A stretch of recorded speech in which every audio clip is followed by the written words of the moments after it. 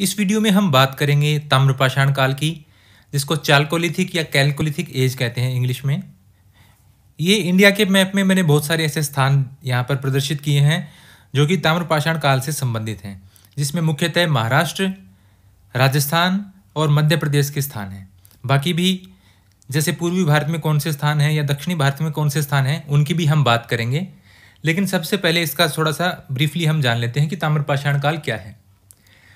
सबसे पहले मनुष्य ने जिस धातु का प्रयोग किया वो थी तांबा यानी कॉपर। तो तांबे का इस्तेमाल सबसे पहले मनुष्य ने शुरू किया। कब शुरू किया, ये काल कब शुरू होता है? लगभग भारत में 8000 से 4000 ईस्वी पूर्व तक, 8000 से 4000 बीसी तक चला नवपाषाण काल, नियोलिथिक एज।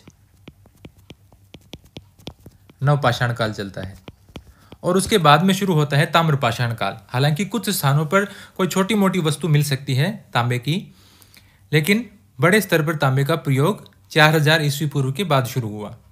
वैसे दुनिया में लगभग 9000 ईस्वी पूर्व में तांबे का पता चल गया था, लेकिन बड़े स्तर पर तांबे का उत्पादन नहीं हो रहा था। तो तांबे से बनी वस्तुएं हैं वो कीमती वस्तुओं में सम्मिलित की जाती थी। इसलिए क्योंकि तांबा पहली धातु है, इसलिए ताम्रपाषाण काल को फर्स्ट मेटल एज भी कहते हैं। फर्स्ट मेटल एज, पहला धातु युग कौन सा है? ताम्रपाषाण काल। हालांकि भारत के कई हिस्सों में ताम्रपाषाण कालीन संस्कृतियों का आरंभ हड़प्पा संस्कृति के बाद हुआ था। हड़प्पा 2650 से 1750 या 2500 से 15 ईस्वी पूर्व, जो भी आप तारीख माने, उससे पहले तांबे का इस्तेमाल शुरू हो गया था। लेकिन भारत में बहुत सी संस्कृतियां ऐसी हैं जो हड़प्पा संस्कृति से पहले ताम्रपाषाण कालीन युग की थी, ताम्रपाषाण कालीन संस्कृति थी। कुछ हड़प्पा के दौरान, जब हड़प्पा संस्कृति देश के कई हिस्सों में थी, उस दौरान भी कई स्थानों पर ताम्रपाषाण कालीन संस्कृतियां चल रही थी। और हड़प्पा संस्कृति के बाद भी कई स्थानों पर ताम्रपाषाण कालीन संस्कृतियों के अवशेष मिले हैं। तो जैसा कि नाम से स्पष्ट है, ताम्रपाषाण, ताम्र का मतलब तांबा, पाषाण का मतलब पत्थर, चाल्को प्लस लिथिक, चाल्कोलिथिक एज, यानी यहाँ पर तांबे की वस्तुओं का भी उपयोग होता है और पत्थर की वस्तुओं का भी, यानी पत्थर के औजारों का भी उपयोग होता है। तांबे का इस्तेमाल होने के बावजूद पत्थर के जो माइक्रोलिथ उपकरण थे, छोटे औजार, पैने औजार, वो अभी भी कई स्थानों पर बहुत ज़्यादा प्रचलन में थे। पत्थर के औजार नियोलिथिक एज, नवपाषाण काल की तुलना में परिष्कृत हो चुके थे, यानी उनका और अच्छा स्वरूप सामने आ चुका था। जैसे पत्थर की ब्लेड, पत्थर की कुल्हाड़ियाँ, इनका अभी भी बड़े स्तर पर इस्तेमाल किया जाता था। एक स्थान ऐसा है, बहुत महत्वपूर्ण स्थान है, उसका उच्चारण देखिए आपको अलग अलग मिलेगा, AHAR। इसको ज़्यादातर लिखते हैं आहार, लेकिन इसको आहड़ बोलते हैं। राजस्थान में तो मोस्टली इसको आहड़ ही बोलते हैं। आहड़ सभ्यता या आहड़ संस्कृति, ये राजस्थान के उदयपुर जिले में है। इसकी हम अलग से बात करेंगे जब सभी स्थानों की बात करेंगे। इसका यहाँ पर जिक्र ये इसलिए ज़रूरी है कि माइक्रोलिथ औजार यानी छोटे औजार जो है वो लगभग सभी स्थानों से मिले हैं बहुत बड़ी मात्रा में, लेकिन आहड़ से माइक्रोलिथ औजार लगभग न के बराबर मिले हैं। पत्थर की कुल्हाड़ियाँ, ब्लेड न के बराबर इस्तेमाल की जाती थी। इसकी बजाय यहाँ पर तांबे की कुल्हाड़ियाँ, तांबे की चूड़ियाँ, इनके अवशेष मिले हैं। कहाँ से? आहड़ से। तांबे की कुल्हाड़ी, तांबे की चूड़ियाँ, इनके अवशेष यहाँ पर ज़्यादा मिलते हैं क्योंकि यहाँ पर तांबा स्थानीय रूप से उपलब्ध था उदयपुर में। इसके अलावा जो भी स्थान हैं उनमें कौन कौन सी वस्तुएं मिली हैं उनकी अलग से चर्चा करेंगे। पहले थोड़ा सा इसके बारे में समझ लेते हैं। ताम्रपाषाण कालीन संस्कृतियां मोस्टली थी ग्रामीण संस्कृतियां। ताम्रपाषाण कालीन संस्कृतियां जो भी हैं वो अधिकांशतः ग्रामीण हैं। कुछ स्थान हैं वो नगरीकरण की ओर अग्रसर थे, यानी धीरे धीरे उनमें प्रभाव नगरीकरण का आने लगा था। बाद में वो संस्कृतियां समाप्त हो गई। इसका एक उदाहरण है इनाम गांव, जहां पर ये नगरीकरण की ओर बढ़ रहा था। इनाम गांव जो कि पुणे में है, महाराष्ट्र राज्य के पुणे डिस्ट्रिक्ट में। और दूसरा स्थान भी है जिसमें नगरीकरण हो रहा था, वो था दैमाबाद, या इसको बोलते हैं दायमाबाद। ये महाराष्ट्र के अहमदनगर जिले में था, अब भी है, अहमदनगर जिले में है। ये 2 स्थान ऐसे हैं जहां पर नगरीकरण की शुरुआत के संकेत मिलते हैं। इसके अलावा इस संस्कृति में जो भी ताम्रपाषाणकालीन संस्कृतियां हैं उनमें से महाराष्ट्र में कपास का उत्पादन होता था, तो कपास के सूत के अवशेष मिले हैं कपड़ा बुनने के लिए। रेशम के धागे मिले हैं महाराष्ट्र से। इसका अर्थ यह हुआ कि इस संस्कृति के लोग कपड़ा निर्माण के कार्य में कुशल थे। फिर इसका एक महत्वपूर्ण बिंदु है, पकी हुई ईंटों से परिचित नहीं थे। इन संस्कृतियों के लोग पकी हुई ईंटों से परिचित नहीं थे।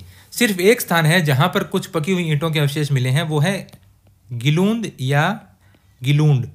ये भी है राजसमंद जिले में, राजस्थान के राजसमंद जिले में, जहां से कुछ पकी हुई ईंटों के अवशेष मिले। एक स्थान ऐसा है ताम्रपाषाणकालीन संस्कृतियों में गिलूंड, जहां पर पकी हुई ईंटों के अवशेष मिले हैं, बाकी कहीं से अवशेष नहीं मिलते। और ये अवशेष मिले हैं हमें लगभग 1500 ईस्वी पूर्व के, 1500 बीसी के ये अवशेष मिलते हैं। बाकी स्थानों पर ज़्यादातर फूस के, गारे के या टाट की झोपड़ियां हैं, उनके झोपड़ियां बनाई जाती थी या गारे से मकान बनाए जाते थे। इसके अलावा हम कला की बात करें तो एक विशेष नाम लेना चाहता हूं, फिर कला की अलग से बात करेंगे। टेराकोटा एक प्रकार की मिट्टी से बनने वाले बर्तन है, उसकी कला को कहा जाता है टेराकोटा। इसके लिए प्रसिद्ध है मोलेला, राजसमंद का यह स्थान बहुत प्रसिद्ध है टेराकोटा कला के। तो ताम्रपाषाण काल में टेराकोटा कला प्रचलित थी। टेराकोटा जो नाम है वो इटालियन नाम है एक, टेराकोटा, और वैसे लैटिन में इसका वर्ड था टेराकोक्टा, और इसका ये जो टेराकोटा नाम है, टेराकोटा, ये इटालियन नाम है, इटालियन भाषा का एक शब्द है जिसका सभी जगह इसी नाम से इस्तेमाल होता है। तो ये इसकी कुछ मुख्य बातें थी। इस सभ्यता की प्रमुख विशेषता जो है, प्रमुख विशेषता है मृद भांड, मिट्टी के बर्तन। मिट्टी के बर्तन इस सभ्यता की प्रमुख विशेषता है। बड़ी मात्रा पर यहाँ पर मिट्टी से बने हुए बर्तन बनाए गए, पकाकर, वो भी जो कुम्हार की चाक होती है उससे इस प्रकार के मृद भांड बनाए गए। और ज्यादातर मृद भांड काले और लाल रंग के मिलते हैं, काले और लाल रंग के मिट्टी के बर्तन पाए जाते हैं। तो ये थी मुख्य मुख्य बातें इसकी। अब हम बात करते हैं इसमें फसलों की। ज्यादातर यहां पर फसलें कौन सी इस्तेमाल की जाती थी, कौन सी फसलें उगाई जाती थी? फसलों की बात करें तो अलग अलग भागों में डिवाइड करते हैं। पश्चिमी भारत में जौ, गेहूं, बाजरा, ज्वार, इसके अलावा कुछ दालों में जिसमें मसूर की दाल महत्वपूर्ण है, काला चना, हरा चना, मटर, हरा चना और मटर, इनकी खेती बहुतायत से होती है पश्चिमी भारत में, ताम्रपाषाणकालीन संस्कृतियों में। पूर्वी भारत में मुख्यतः होती है चावल की खेती।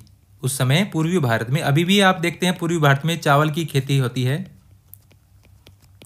पूर्वी भारत में चावल की खेती होती थी। इसके अलावा बिहार और पश्चिम बंगाल, पूर्वी भारत के जो इलाके में आते हैं, वहां से मछली पकड़ने के कांटे मिले हैं।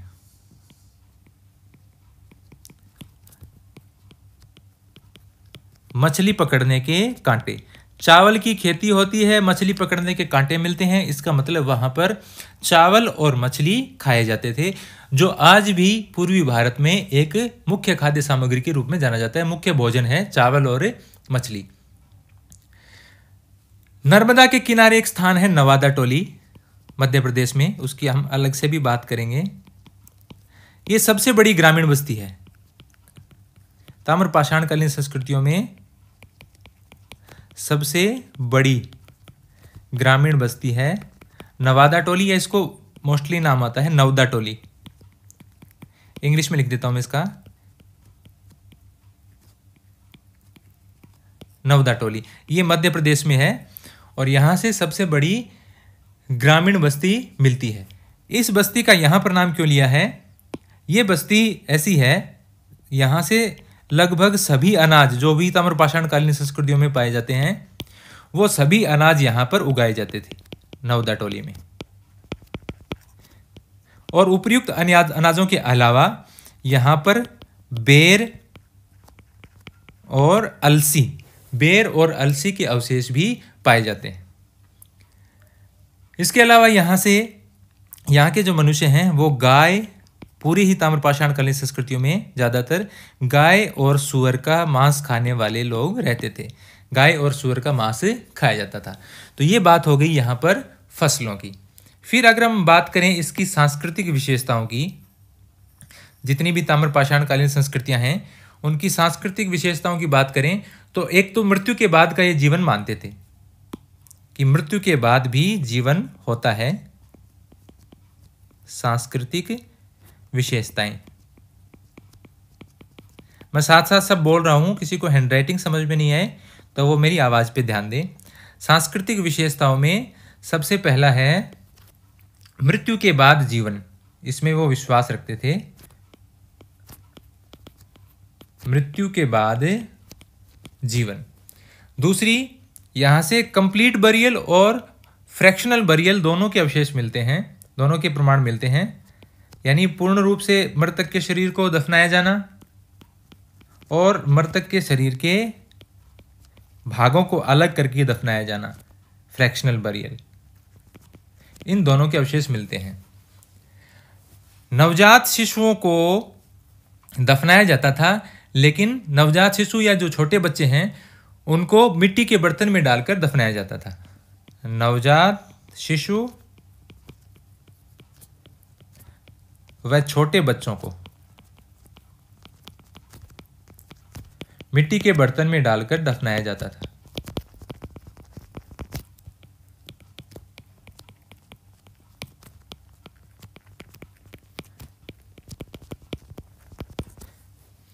इसके अलावा यहाँ की विशेषताओं में जैसे महाराष्ट्र की हम बात करें, महाराष्ट्र में ताम्रपाषाण कालीन संस्कृतियों के बहुत से स्थल मिले हैं।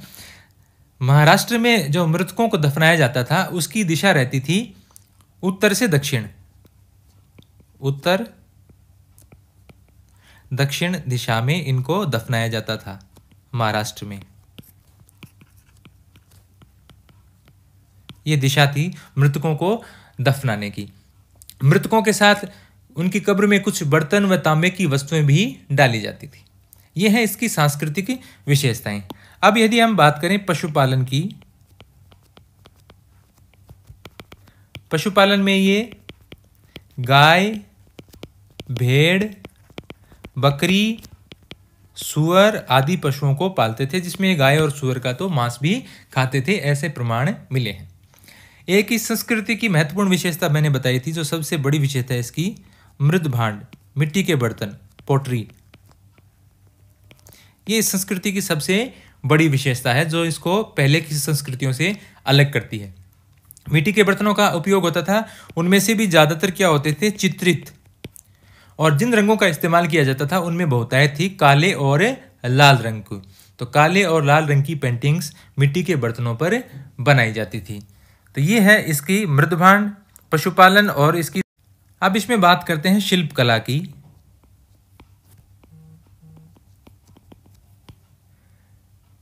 शिल्प कला में लघु पाषाण, ये जो ताम्रपाषाण कालीन लोग हैं वो कम मूल्यवान पत्थरों, उनके मनकों का उपयोग करते थे। मनके जो माला में डालने वाले होते हैं, मनके, उनमें से जो कम मूल्यवान पत्थर हैं जैसे अगेट है, जैस्पर है, आप चित्र देख रहे हैं साइड में, अगेट, जैस्पर, स्टेटाइट, सैल खड़ी जिसको बोलते हैं, सैल खड़ी, और कार्नेलियन, आप चित्र देख सकते हैं इन सभी के। इनके मनके बनाए जाते थे। ये ज़्यादा मूल्यवान पत्थरों में नहीं आते हैं। इनाम गांव एक महत्वपूर्ण स्थल है इस सभ्यता का, इन ताम्रपाषाणकालीन सभ्यताओं में, जो कि महाराष्ट्र के पुणे जिले में स्थित है। इनाम गांव में विभिन्न प्रकार के शिल्पकार होते थे, जिसमें मुख्यतः हैं कुम्हार और तांबे का काम करने वाले, ये लिख लेना आप। इसके अलावा हाथी दांत के कारीगर, हाथी दांत की बनी वस्तुओं के कारीगर, इनके अवशेष मिलते हैं इनाम गांव से। इसके अलावा चूना निर्माता, चूना बनाने वाले कारीगर भी यहाँ पर थे इनाम गांव महाराष्ट्र में। टेराकोटा के, जैसे मैंने आपके पहले बताया, टेराकोटा की मूर्तियां मिली हैं। टेराकोटा की यहाँ से मूर्तियां मिलती हैं इन ताम्रपाषाणकालीन संस्कृतियों से। इसके अलावा बिना पकाए हुए पत्थर की, मिट्टी की, बिना पकी मिट्टी की नग्न मूर्तियां मिलती हैं।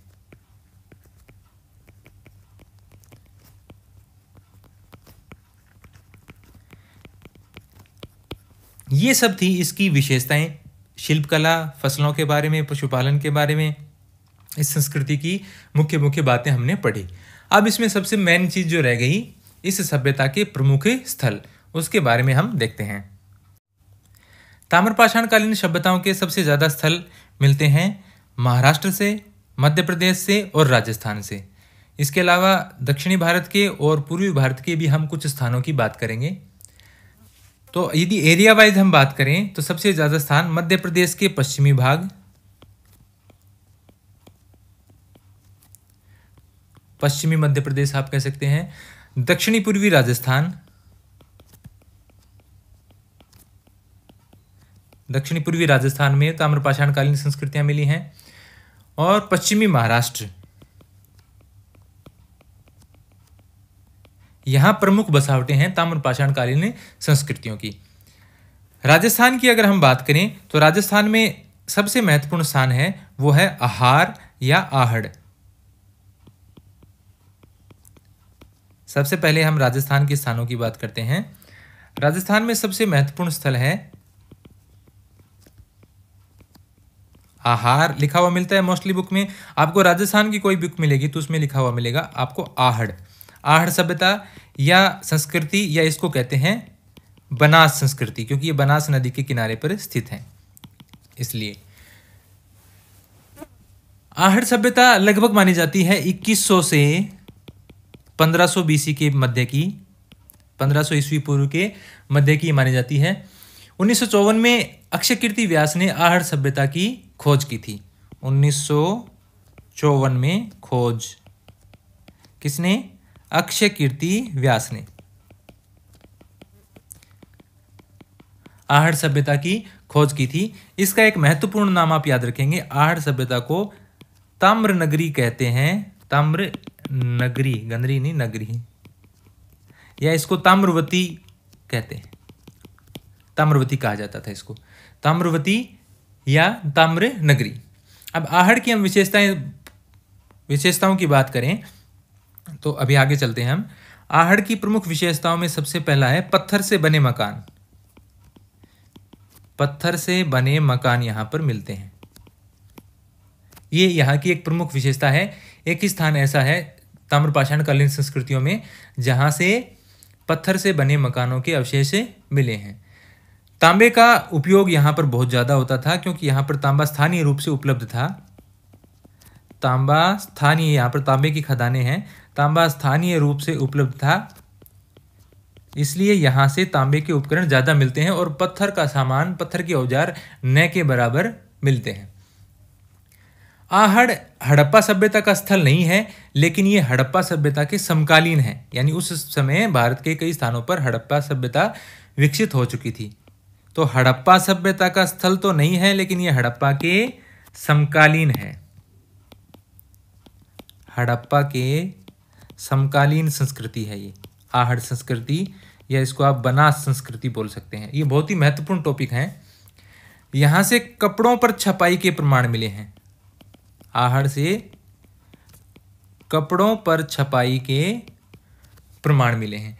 ये कुछ प्रमुख विशेषताएं हैं आहड़ सभ्यताओं की।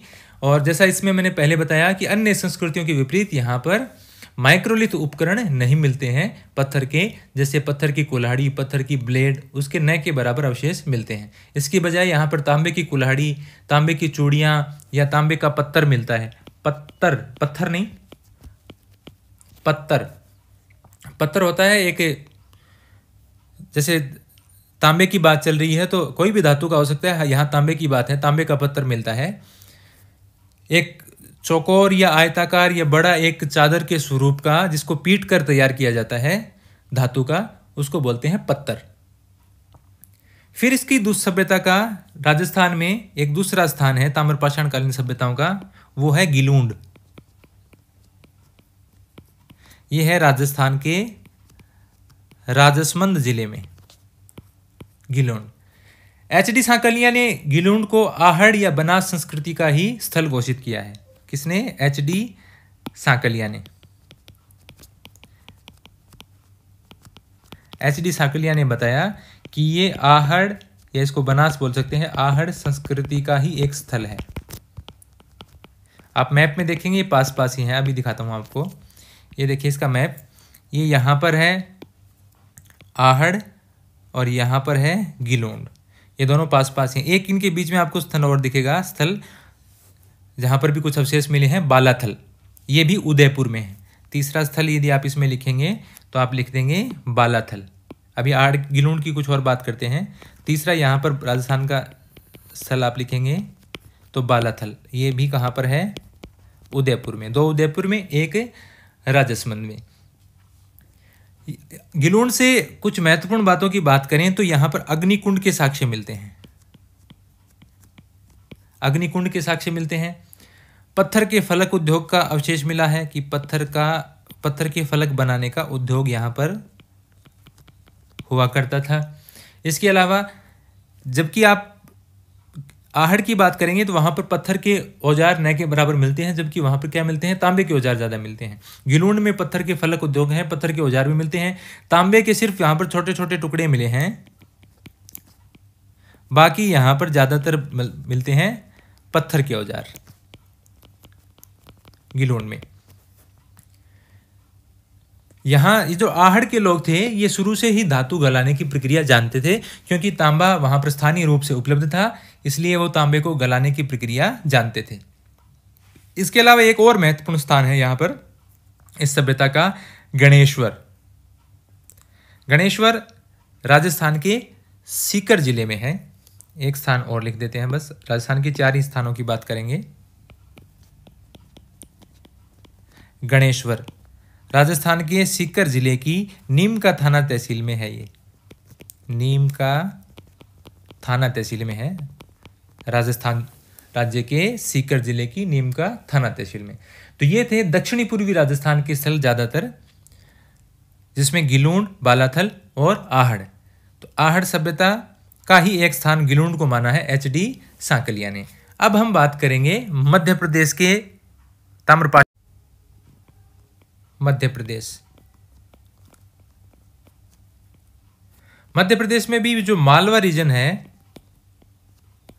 वो ताम्रपाषाण कालीन संस्कृतियों का गढ़ कह सकते हैं आप। वहाँ से ताम्रपाषाण कालीन संस्कृतियाँ बहुत मात्रा में मिली हैं, जिसमें महत्वपूर्ण है एक कायथा, या उसको बोलते हैं कायथ। यहाँ आप देख सकते हैं कायथ, एरन और नवदा टोली, इन 3 स्थानों की बहुत महत्ता है।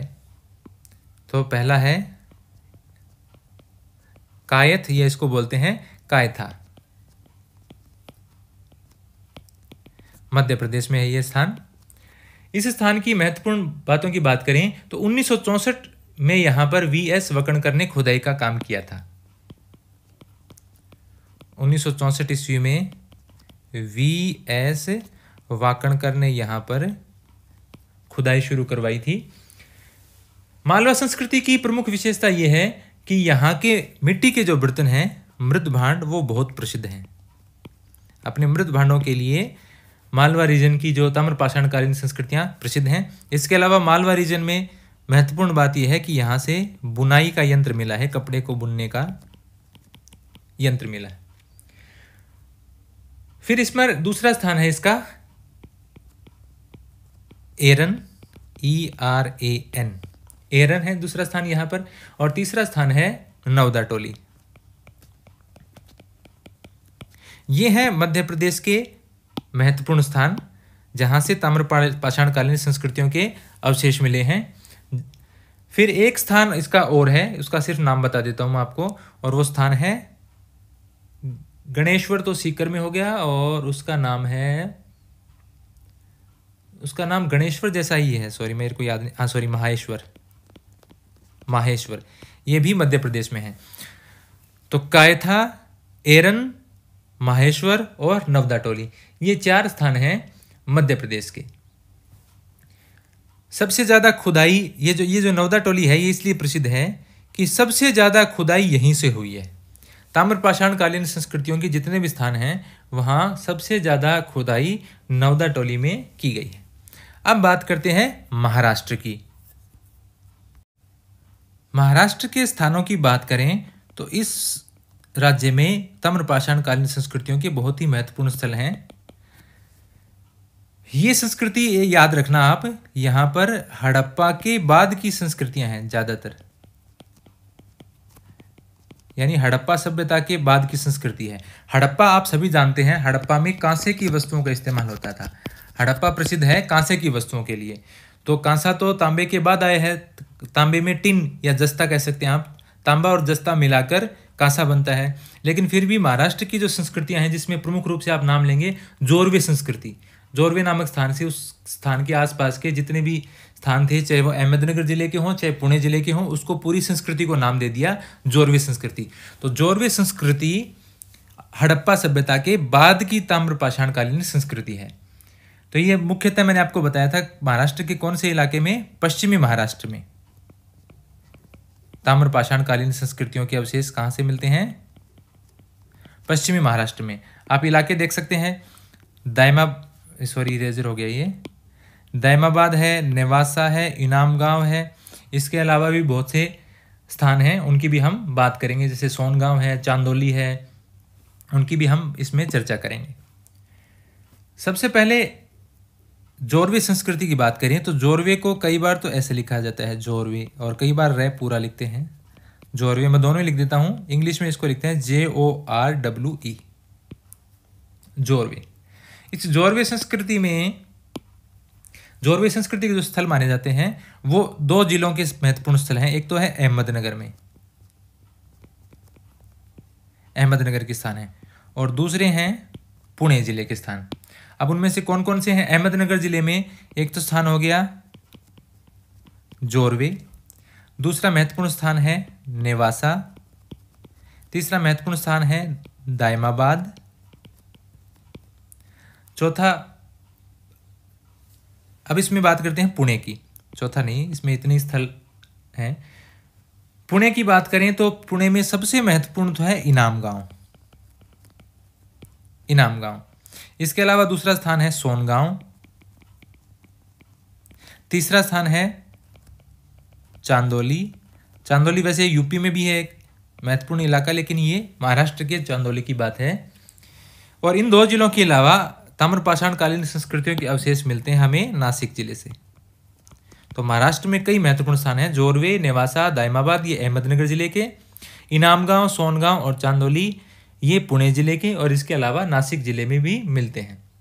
जिसमें हमने देखा इनामगांव और दायमाबाद ये 2 ही स्थल ऐसे थे जो कि शहरीकरण की ओर बढ़ रहे थे, जिसमें शहरीकरण की फर्स्ट स्टेज आप मान सकते हैं। धीरे धीरे शहरीकरण की शुरुआत होने लगी थी, लेकिन बाद में ये संस्कृतियाँ लुप्त हो गई। यहाँ इन अहमदनगर और पुणे में जितने भी जोरवे संस्कृति के जो स्थल हैं वहाँ पर गारे से बने घर मिले हैं, यानी ईंटों के अवशेष नहीं मिलते हैं। पोट्री की अगर हम बात करें, क्योंकि ये पूरी ही ताम्रपाषाणकालीन संस्कृतियाँ मृद भांडों के अवशेष यहाँ से मिलते हैं, ये इनकी महत्वपूर्ण विशेषता है। तो यहाँ से भी जैसे मैंने पहले बताया आपको, ब्लैक और रेडवेयर, BRW संस्कृति जिसे आप बोलते हैं, काले और लाल मृद भांड यहाँ से मिलते हैं। जोरवे संस्कृति, ये देखो इनको मिलाकर, इन सारे स्थानों को मिलाकर ही इन सभी को जोरवे संस्कृति का अंग माना है, चाहे वो अहमदनगर के हों चाहे पुणे के हों। तो जौरवी संस्कृति बहुत कुछ मालवा संस्कृति से मिलती है। मध्य प्रदेश की मालवा संस्कृति और जौरवी संस्कृति में बहुत सी समानताएं हैं। ज़्यादातर संस्कृतियां ग्रामीण थी। 2 स्थान दैमाबाद और इनाम गांव हमें ऐसे मिलते हैं जहां पर नगरीकरण के संकेत मिलते हैं। यहाँ पर कुछ महत्वपूर्ण बातों की अगर हम बात करें, ये जो सारे स्थान हैं, यहाँ पर देखिए, ये मैप देखिए, ये महाराष्ट्र है। यहाँ पर महाराष्ट्र में ये जो मैंने येलो लाइन खींच रखी है, ये अब इसको मैं पिंक कर देता हूँ, ये ज़्यादा आगे गई थोड़ी सी। ये येलो लाइन आप देख पा रहे हैं, ये है गोदावरी नदी की, और गोदावरी की ये सहायक नदी है, ये प्रवरा सहायक नदी है। इस नदी के किनारे ये सारे स्थान हैं। जौरवी संस्कृति प्रवरा नदी के किनारे विकसित है। अधिकांश स्थान इसके प्रवरा नदी के किनारे हैं। इस संस्कृति के स्थानों की महत्वपूर्ण बातों की बारे में चर्चा करें तो चांदोली नामक जो स्थान है, वहां से हमें मिलती है तांबे की कुल्हाड़ी और छेनी। तांबे की कुल्हाड़ी व छेनी। देखिए, मैं सारी चीज़ें लिखकर बताता हूँ, इससे वीडियो लंबा जरूर हो जाता है, लेकिन मैं ऐसा कोशिश नहीं करता कि मैं सारा पहले प्रिंट कर लूँ और फिर आपको अंडरलाइन करके बताता जाऊँ। फिर वो वैसे हो जाएगा कि आपको एक बुक मिल जाए और आप उसमें एक हाईलाइटर लें और पढ़ते जाएँ और हाईलाइट करते जाएँ। उसमें और वीडियो देखने में फिर कोई अंतर नहीं है। तो मैं मोस्टली जैसे आप पढ़ने की कोशिश करते हैं उसके हिसाब से चीज़ों को बताने का प्रयास कर रहा हूँ। इसके अलावा यहाँ के जो महत्वपूर्ण स्थानों की बात करें, उसमें इनाम गांव, मैंने आपको एक महत्वपूर्ण स्थल इसका बताया, इनाम गांव से चूल्हे के अवशेष मिले हैं। वृत्ताकार या गोलाकार घरों के अवशेष मिले हैं इनाम गांव से। इनाम गांव में बस्ती के चारों ओर खाई की हुई मिली है। बस्ती के महत्वपूर्ण स्थल है ये सबसे ज्यादा। बस्ती के चारों ओर खाई की हुई है इनाम गांव में। इसके अलावा जैसे मैंने पहले बताया था, इनाम गांव में शिल्पकार मिलते हैं, जैसे कुम्हार हैं, तांबे का काम करने वाले, हाथी दांत के कारीगर, चूना निर्माता, वो सभी मैंने पहले भी लिखे थे, इनाम गांव से मिलते हैं। इसके अलावा मातृदेवी की मूर्तियां मिली हैं। माता देवी या मातृदेवी की मूर्तियां मिली हैं इनाम गांव से। इसके अलावा एक बांध के अवशेष मिले हैं। बांध जैसी संरचना, कह नहीं सकते कि वो बांध ही है, लेकिन ऐसी संरचना मिली है इनाम गांव से। बांध जैसी संरचना की अवशेष मिले हैं। तो ये महत्वपूर्ण जो वस्तुएं हमें मिली हैं वो इनाम गांव से। दायमाबाद की यदि हम बात करें तो दायमाबाद में कांसे की वस्तुओं के अवशेष मिले हैं। दायमाबाद प्रसिद्ध है कांसे की वस्तुओं के लिए। जौरवी संस्कृति का वो स्थान जहां से कांसे की वस्तुओं के अवशेष मिले हैं, तो वो कौन सा होगा? दायमाबाद होगा। तो ये थी महाराष्ट्र की बात। अब यदि हम बात करें पूर्वी भारत की, तो यहाँ मैप में दोबारा आते हैं। पूर्वी भारत में देखिए चिरांद, ये है बिहार में। यहां से चावल के अवशेष मिले हैं। ये जो यहाँ पर पश्चिम बंगाल है, पश्चिम बंगाल के 2 महत्वपूर्ण जिले हैं जहां से इसके अवशेष मिलते हैं। एक तो मिलता है वीरभूम जिला। वीरभूम जिले में मछली पकड़ने के कांटे, चावल के अवशेष मिलते हैं, यानी वहां पर चावल की खेती होती थी, मछली पकड़ी जाती थी। दूसरा जिला है पूर्वी वर्धमान या वर्धमान लिखते हैं इसको। ये 2 जिले हैं पश्चिम बंगाल के जहां से ताम्रपाषाणकालीन संस्कृतियों के अवशेष मिलते हैं, जिसमें पूर्वी वर्धमान का एक महत्वपूर्ण स्थान है पांडु राजर ढिब्बी। ये बहुत बार पूछा जाता है कि पांडु राजर ढिब्बी कौन से काल के लिए प्रसिद्ध है? ताम्रपाषाणकालीन संस्कृति का। और ये कौन से कहाँ प्रसिद्ध है? पश्चिमी बंगाल में स्थित है। हिंदी में लिख देता हूँ इसको, पांडु राजर ढिब्बी, या इसको धिब्बी लिखते हैं। ये है स्थान पूर्वी वर्धमान जिला महाराष्ट्र में। और वीरभूम जिले की जो एक महत्वपूर्ण साइट है, स्थान है ताम्रपाषाणकालीन, वो है महिषदल। यह है पूर्वी वर्धमान जिले में, यह भी वेस्ट बंगाल में है। तो ये बात हो गई पूर्वी भारत की। अब अगर हम बात करें साउथ इंडिया की, ये ज़्यादा महत्वपूर्ण साइट नहीं है, लेकिन साउथ इंडिया के स्थान आपको कम से कम पता होना चाहिए। जैसे साउथ इंडिया के स्थानों की बात करें तो मेरे पास होगा कहीं पर साउथ इंडिया, ये देखिए साउथ इंडिया ये है। साउथ इंडिया के महत्वपूर्ण स्थानों में हैं मस्की, संगनकल्लू, पिकलीहल, हलूर और ब्रह्मगिरी। आपको ज़्यादा इसमें कुछ याद रखने की जरूरत नहीं है। ये महत्वपूर्ण स्थान सारे के सारे हैं दक्षिणी भारत में। तो आपको ऐसा मिल सकता है कि कौन सा इन चार में से कौन सा दक्षिणी भारत में ताम्रपाषाणकालीन संस्कृति का स्थल नहीं है, ऐसे क्वेश्चन इसमें से आते हैं। तो ये कुछ बातें थी ताम्रपाषाणकालीन संस्कृतियों की। दक्षिणी भारत और पूर्वी भारत की यदि हम बात करें तो सिर्फ आपको कुछ स्थानों के नाम याद रखने हैं, जिसमें पूर्वी भारत में पंडुराजर ढिब्बी और महिषदल की, और बिहार में चिरांद की। इसके अलावा 5 महत्वपूर्ण स्थल हैं दक्षिणी भारत में। विशेष बातें जो हमने की हैं वो मुख्यतः बात की हैं राजस्थान में बालाथल, गिलूंड और आहड़ और गणेश्वर, जिसमें महत्वपूर्ण स्थान है गिलूंड और आहड़। गिलूंड है उदयपुर जिले में, आहड़ है उदयपुर जिले में और गिलूंड है राजसमंद जिले में। मध्य प्रदेश की बात करें तो यहाँ से एरन, कायथा, नवदाटोली और माहेश्वर 4 महत्वपूर्ण स्थल हैं। महाराष्ट्र की बात करें तो यहाँ तो बहुत सारे महत्वपूर्ण स्थल हैं, दाइमाबाद, नेवासा, इनामगांव, सोनगांव, चांदोली, इसके अलावा नासिक और जोरवे अहमदनगर जिले में, जहाँ से इस पूरी संस्कृति का नाम पड़ा है जोरवे संस्कृति। तो ये महत्वपूर्ण स्थल हैं। मैप में भी आपको इनका पता होना चाहिए सही तरीके से, इस संस्कृति की विशेषताएं और इस संस्कृति में किन किन स्थानों से कौन कौन से औजार या वस्तुएं या कौन कौन से उन स्थानों की विशेषताएं हैं। उम्मीद करता हूं आपको ये वीडियो पसंद आया होगा। यदि आपके लिए वीडियो हेल्पफुल है तो वीडियो को लाइक जरूर कीजिए। यदि आप चैनल पर नए हैं तो चैनल को सब्सक्राइब कीजिए और नोटिफिकेशन के लिए बेल आइकन को प्रेस कीजिए। मैं आपके लिए ऐसे ही वीडियो लेकर आता रहूँगा।